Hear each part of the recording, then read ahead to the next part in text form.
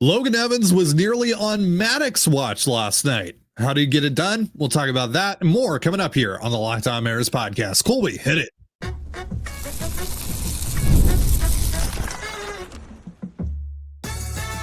You are Locked On Mariners, your daily Seattle Mariners podcast. Part of the Locked On Podcast Network, your team every day. Ahoy, sailors. It is Wednesday, May 28th, 2025. This is Titan Gonzalez and Colby Patnode for the Locked On Mariners podcast, part of the Locked On Podcast Network, your team every day. As always, if you want to hear from me and Colby even more and help support the show, you can check out our Patreon. All you have to do to check that out is click the link in the description of this episode. Mariners beat the Nationals 9-1 last night. We're going to talk about Logan Evans' brilliant start. Mariners bats having their best game in a while. And if we're seeing the greatest season by catcher ever unfolding in front of our eyes. But let's start by talking a little bit about Logan Evans, who goes 8 innings strong last night. Just gives up the one earned run on a solo home run to deep center field off the batter's eye by James Wood. Hell of a home run there from James Wood. That dude has a ton of power. But 4 hits, 4 strikeouts, just 1 walk for Evans. Did give up 11 hard hit balls, didn't miss a ton of bats. That was mostly because the Nationals were just hyper aggressive last night. He finishes this night at 88 pitches. And again, despite all that hard contact, the Nationals were only able to get 1 run off of him on that home run by James Wood. I would have liked to have seen him go the distance in this one. Dan Wilson disagreed, whatever. Nevertheless, Logan Evans, fantastic last night. How do you get it done? It wasn't as dominating as the box score would lead you to believe. It was really good. And he got a lot of help from his defense, sure. But that's part of run prevention. And I thought Leody Taveras had a really good game out in right field. He tracked down a couple of looked like doubles off the bat. So, it's one of those things where you get the good defense behind you, you're pumping strikes, you have a super aggressive team, and you kind of end up with this kind of perfect situation where you are just cruising. And games never really in doubt. Just again, I don't want to say he just made the one mistake. He made a few, but he got away with them, except for the one to James Wood, which, holy smokes, that's one of the more impressive homers I've seen at T-Mobile Park. So, he was good. He threw a lot of strikes. It was an interesting looking game plan from the Nationals. They came out swinging, and by the time they realized that they needed to work some counts, it was already too late at that point. The game was basically out of hand, and all they managed to do was prevent Evans from throwing a complete game, and that's mostly because of a coaching decision more than anything. It was a really weird game plan by the Nationals, although they would probably say we had a 50% hard hit rate, so it worked. We just got unlucky.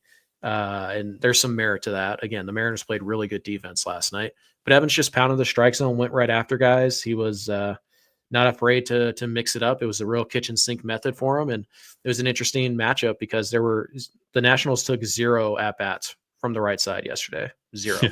Yeah, we talked about that before the game yesterday. Yeah, not even a pinch hitter or not 0 plate appearances from the right side.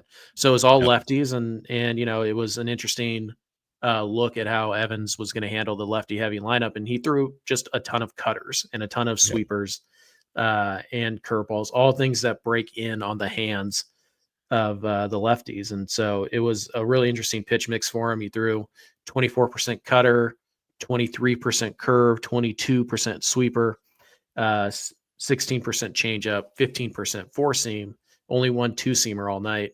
The velo was fine. Lots of movement on the pitches last night. And again, every time it looked like, the Nationals, they'd get a hit, they'd hit into a double play, like the next hitter. I think there was it 3-4 double plays turned last night?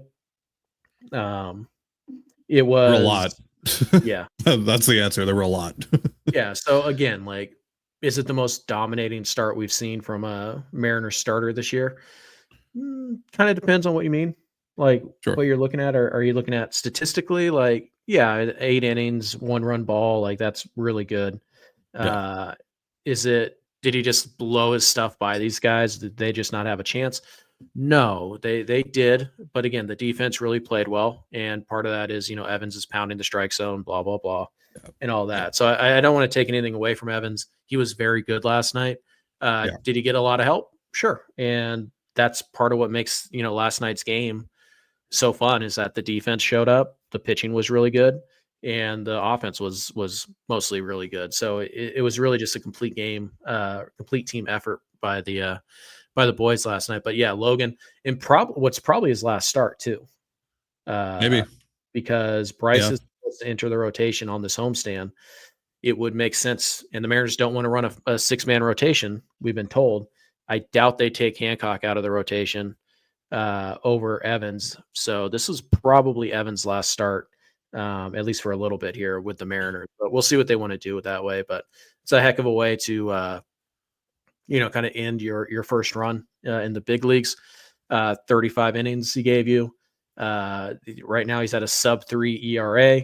You look at the expected numbers and all that.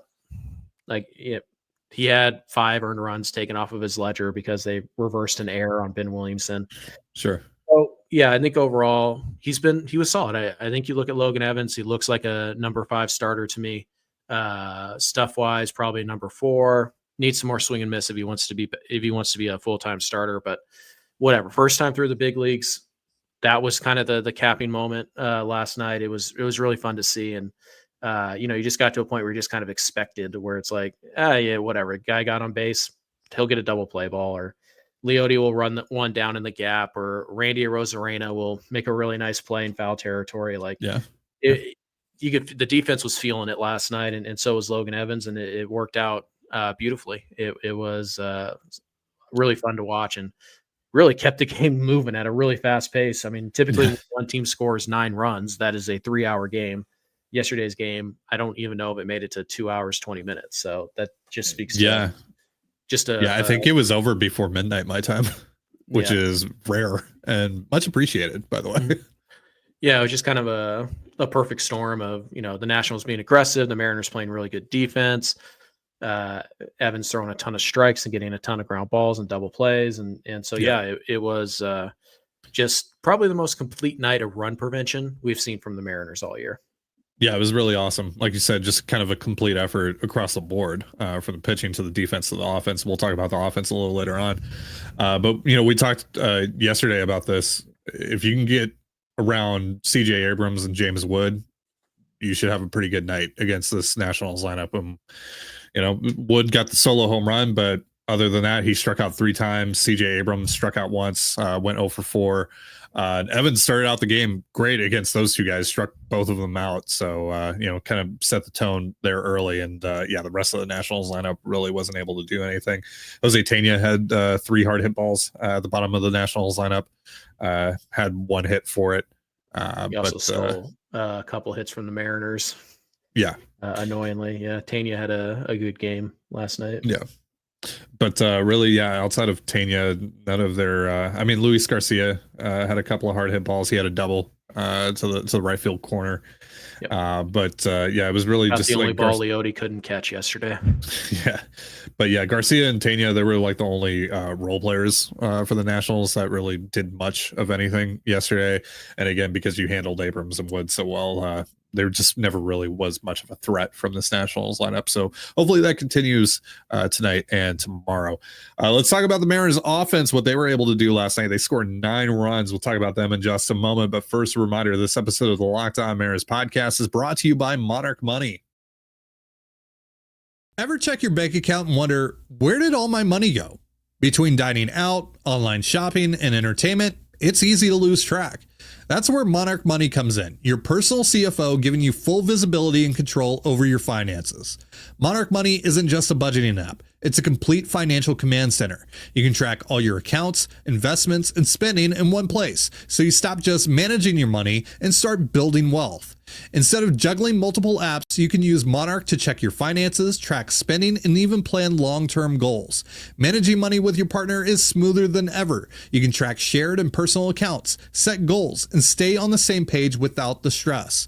Take control of your finances with Monarch Money. Use promo code LOCKEDONMLB at monarchmoney.com for 50% off your first year. That's monarchmoney.com, promo code LOCKEDONMLB for half off your first year.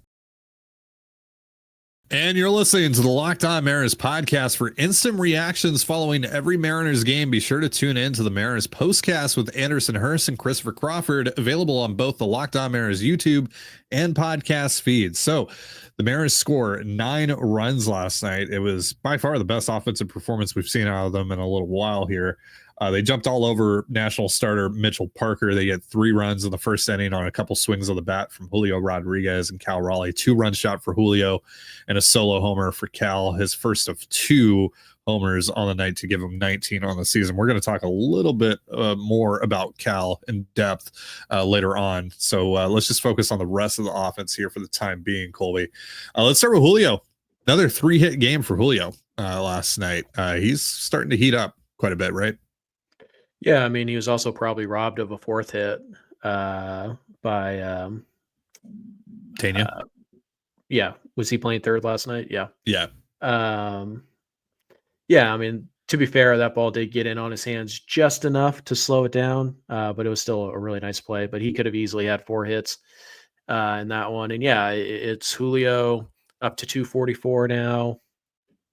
If you're a batting average guy, if you're an OPS guy, it's 750. I believe he right now in the month of May is up to a 145 WRC plus. He is up to 119 on the year. The strikeout rate continues to go down. The walk rate is right now a career high. It's funny, we talk about like, yeah, Julio hasn't been like, he hasn't really taken off yet. And we say that as he's in the midst of finishing off like a 145 WRC plus month. And that just speaks to how like nuts Julio can actually go. But yeah, numbers here in the month of May, I'm looking at 293, 330, 511 with a sub 12% K rate. Yeah, that's really, really good. And yeah, I mean, like maybe this is the year Julio doesn't have that like big explosive 200 WRC plus month, but maybe this is just the year where Julio's just consistently good. And you kind of look at what he's on pace to do right now. The stolen bases have really slowed up for him, so that's a little bit tough, but he's on pace to hit 30 home runs. If he hits 250, naturally the home runs are going to continue to raise his slug. He's still drawing walks. He's striking out less, which means like if he just does this for the rest of the year, he's going to finish the year hitting 300 with like a 360, 370 on base and probably 30 home runs. And I mean, I think Julio will get to 20 steals. He'll find a way to get there.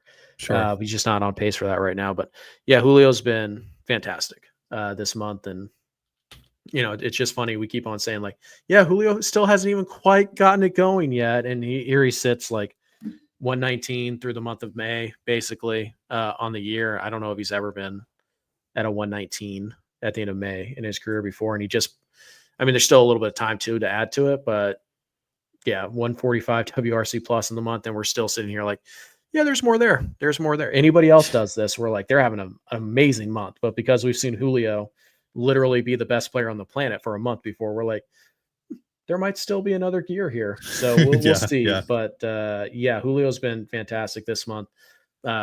Really, the last, week or two, he's really starting to regularly barrel up the baseball and really hit it hard. And again, the strikeouts, something we noticed at the beginning of the month, they've continued to go down. He hasn't reverted back. And even the approach is better. He's laying off of those sliders outside more and more.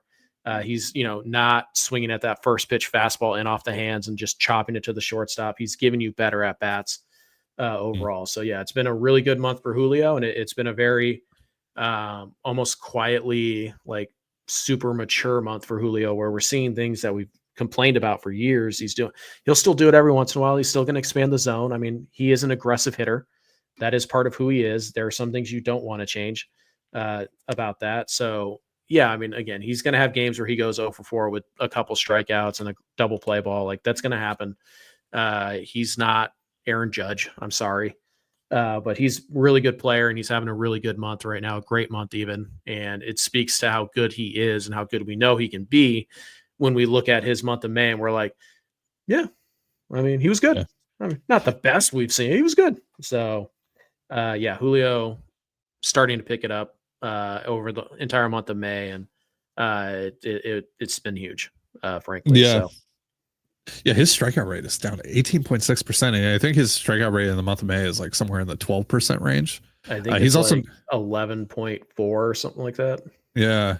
He's also not really walking a ton this month, which tells me he's being aggressive early on in counts and making a lot of contact. And, being aggressive early on in counts isn't nothing new for Julio. We've seen him swing a lot on, first and second pitches, but he's actually making more contact on those pitches now, which I think has played a huge role in this.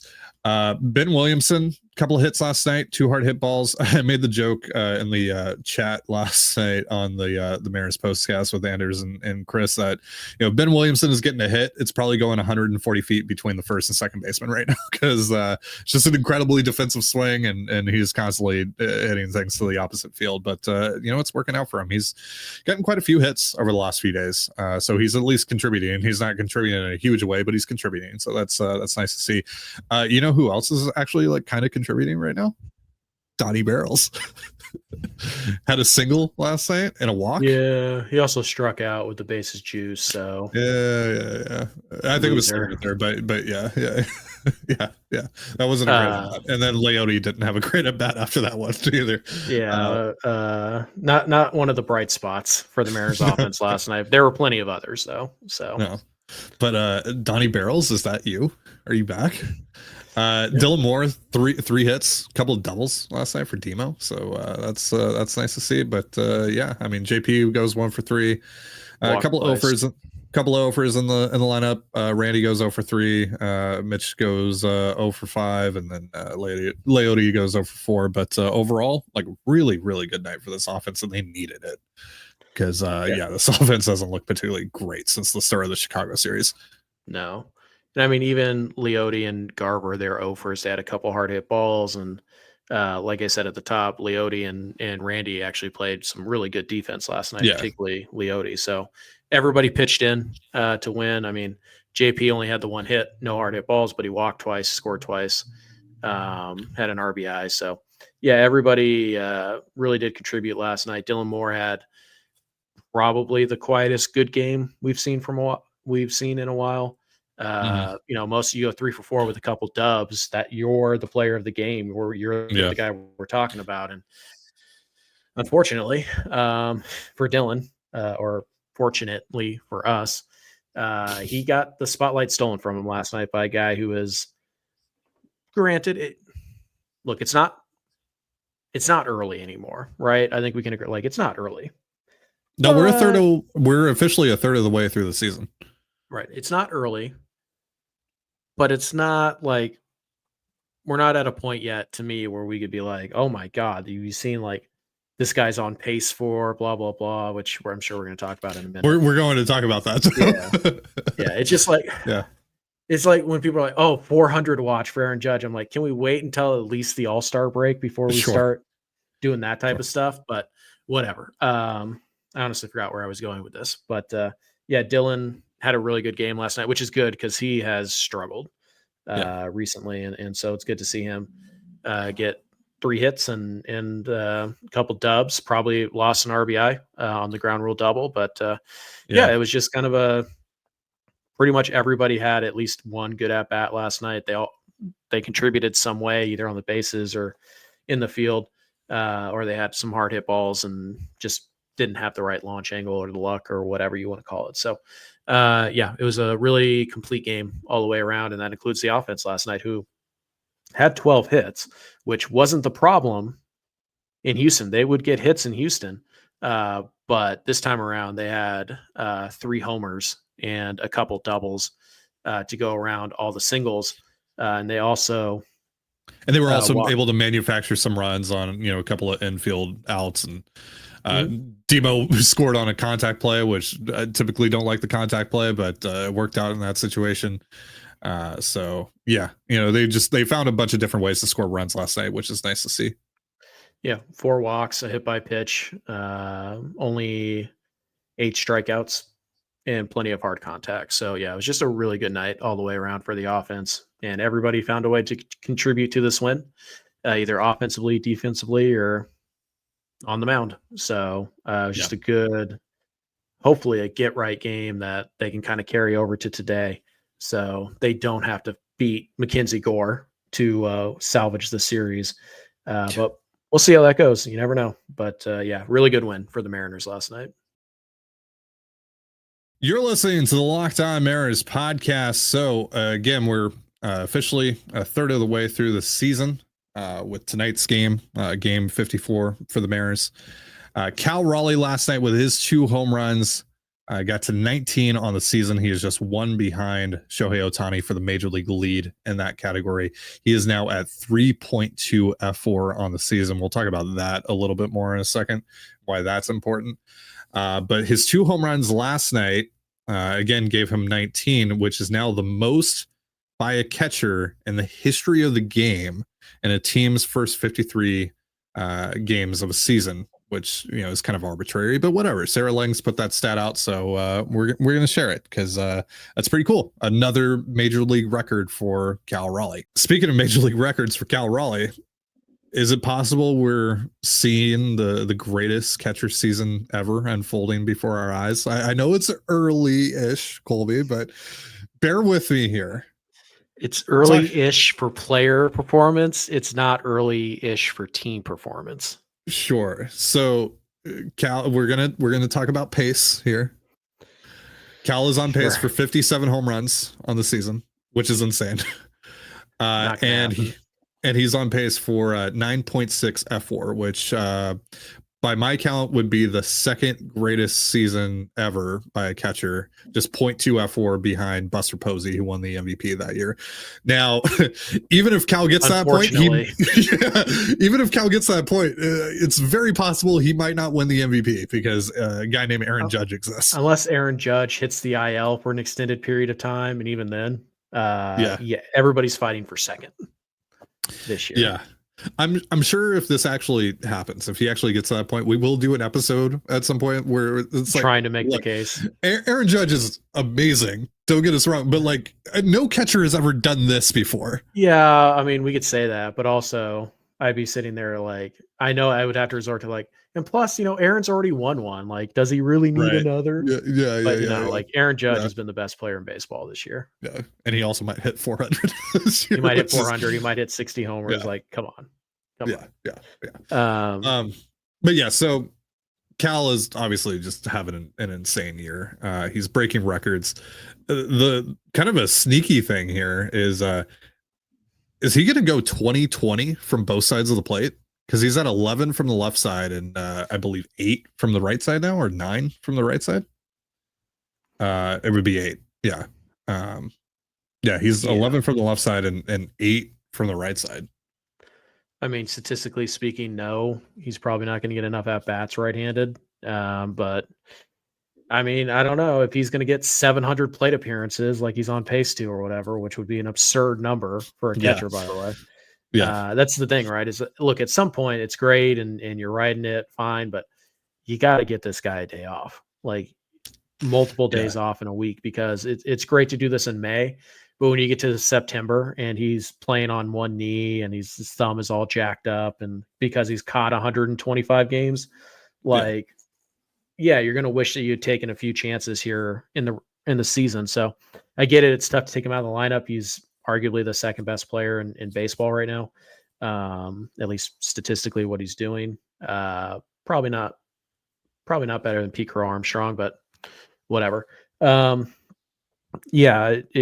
really is nuts. But here's a fun little stat. I don't know if you saw this one, Ty, from Opta Stats. Okay.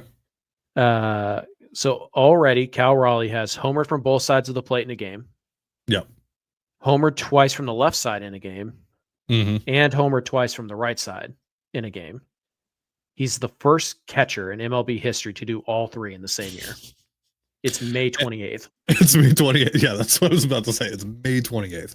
It's pretty insane. It's like, no matter how you look at it, and I don't think that people on the national scale are talking about this enough. Cal Raleigh is having an insane season, even if it doesn't wind up being the greatest season by a catcher ever, what he's doing right now, because look, we've talked about this ad nauseum, what he brings to you defensively and what he brings to you in terms of his relationship and understanding of all the pitchers and the rotation and in the bullpen. On top of all of that, he's like surefire 30 homer guy, right? And now he's taken yet another step where he might hit 40, he might hit 50 this year, while also hitting for average, which was kind of like the big knock on him for no good reason. But that was like the one knock on him, and now he's doing that. Right. The other area where he was, where it was probably his greatest weakness was hitting from the right side, and he's cleaned things up a ton on that front as well. Like this year, hitting for the right side, it's not just the power. He's got a 174 WRC plus. He's hitting 240, 392, 560 from the right side. And the power really hasn't come from the right side until last year. I mean, from 2021 through 2023, he only had 7 home runs from the right side of the plate. He had, I believe, 13 last year, and now he's already at 8. He's definitely going to surpass 13. Even if he doesn't get to 20, he's definitely going to surpass 13 from the right side. Like, he's having just a complete season. Like, any aspect that you look at in his game, he is excelling at. There are no flaws in Cal Raleigh's game right now. I know. I would even say though that he is he hasn't even been as good defensively as he was last year. So like, like the one nitpick that you can make is like some of his throws over to second haven't been great this year, and that's really it. That's really all you could say about Cal this year. Mm-hmm. So here's where things stand right now. Cal Raleigh today on May 28th is already in for the 9th best season by a Mariners catcher ever. Again, it's May 28th. Yeah. He will, by the way, he owns that record last year at 5.4. So he's already only 2 wins shy of that. Cal Raleigh already has 3 of the 4 best seasons by a catcher. The only guy who is keeping him from eventually having all 5, Mike Zunino, 2017. Remember Mike Zunino in June that year? Oh, it was fun to dream. He was special. He was special. That was generational. But yeah, so Cal already the 9th best season amongst all catchers in Mariners history, and we're a third of the way through. So yeah, Cal is having a special year. Any other year, he'd be right in the middle of a true MVP discussion. Just, bad timing this year, but it still is kind of funny because I see like content creators, they'll like, let's build the World Baseball Classic team, and they'll still have Adley Rutschman and Will Smith catching. And it's like, I mean, opposing broadcasters don't even get his name right half the time. I've heard him called Cal Raleigh. I've heard him called Cal Raleigh. And it's just like, the dude is the best catcher in baseball. It's not close right now. Like, stop with the what about this? No, it's Cal Raleigh. I'm gonna keep it a buck here. Adley Rutschman can't hold Cal Raleigh's jockstrap. No. So it's just one of those things where like people still, like people outside of Seattle, and I'd say more casual fans, I think the diehards really know, but there's still people out there who should know, and they don't. And they still think Adley Rutschman is the best catcher in the American League, and they still think Will Smith's having a great year. Cal Raleigh is the best catcher in baseball. It's not close. There might not be a bigger gap between the best at a position and the second best at a position in all of baseball than there is right now to Cal Raleigh, to whoever the second best catcher is. So the dude's insane. He had a great game last night. You still have to find a way to give him time off. He needs days off. Yeah. And I know that sucks, and that's September's problems. It's May, blah, blah, blah. September problems are problems in May, and you have to take these steps, and you have to find a way to give him days off. And there have been opportunities to give him 2 days off in a row where you have a day off and you just day game after night game. Okay, Cal, you're not catching on Sunday, and you have Monday off. There's 2 days off and you only miss 1 game, and the Mariners haven't done it yet. So they really do need to start to do that. And I hope they do. I totally get it's tough, and you take Cal out of this lineup, it gets ugly really fast, but you got to do it. You got to play the long game here. So, I mean, Cal's appeared in every game this year. Yep. Like 42 games catching, 11 games DHing. Yeah. And, I know that in one of those games, he didn't come off, he came off the bench in like the 7th, 8th inning, but still. Yeah, it's like more like 41 and a third games catching, but whatever. Not even Still, a third, really. Out of 53, that's a lot. Yeah. Yeah. So you do have to find a way to get him off his feet. You do have to find a way to give him multiple days off in a week, especially, again, in about a month, we're going to be in the midst of a 17 games and 17-day stretch. You can't have Cal play 17 straight days when he's catching 12 or 13 of them. No. So you got to start thinking about that. But his season has been absolutely incredible. And right now it is one of, if not the best thirds of a season by any catcher in the history of the game. So he can keep it up, but I do wear and tear a little bit. That's going to do it for our show. Thank you so much for joining us here on the Locked On Mariners podcast. For Colby Patnode, I'm Titan Gonzalez. Be sure to give us a follow on Twitter at @LO_Mariners. You can follow me at Titan Gonzalez and Colby at CPAT11. That's CPAT11. We're also on Blue Sky. You can follow me at TDG, Colby at MLB Colby, and the show at Locked On Mariners. You can also find us on Instagram and TikTok at Locked On Mariners. Have yourself a beautiful baseball day, and we'll see you next time. Peace.